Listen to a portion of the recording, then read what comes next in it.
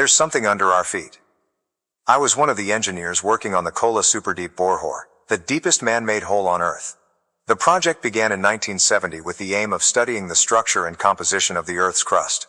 We hoped to get as far as the mantle, the layer just below the crust, but we never did. What happened that day changed my life forever.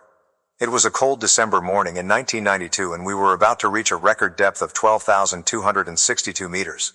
The drill was working normally, drilling through the rocks with incredible force. We were monitoring the data and signals coming from the hole, when suddenly we heard a strange sound that resonated through the hole. It was like a scream from something alive, but it wasn't human. It was a high-pitched, tearing sound that made our hair stand on end.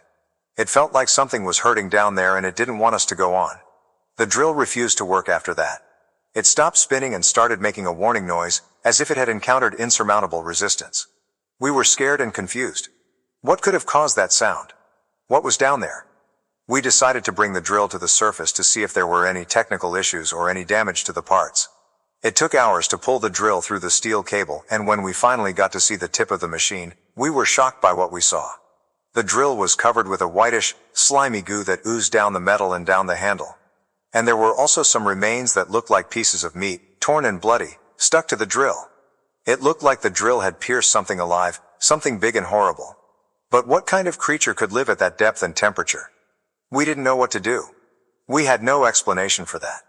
We didn't know whether to continue the project or abandon it. We didn't know whether to report what happened or hide it.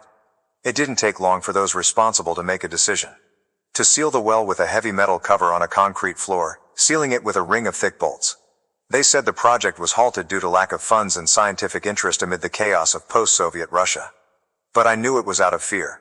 Afraid of what was down there. Afraid of what we had awakened. Afraid of what might come out of the hole. I never knew what really happened that day. I never knew what that thing that screamed in the hole was. I never knew if it was dead or alive, if it was single or part of a colony, if it was natural or artificial. I moved to another country and tried to forget what happened. But sometimes I still have nightmares about that sound. That horrible scream that echoes in my mind.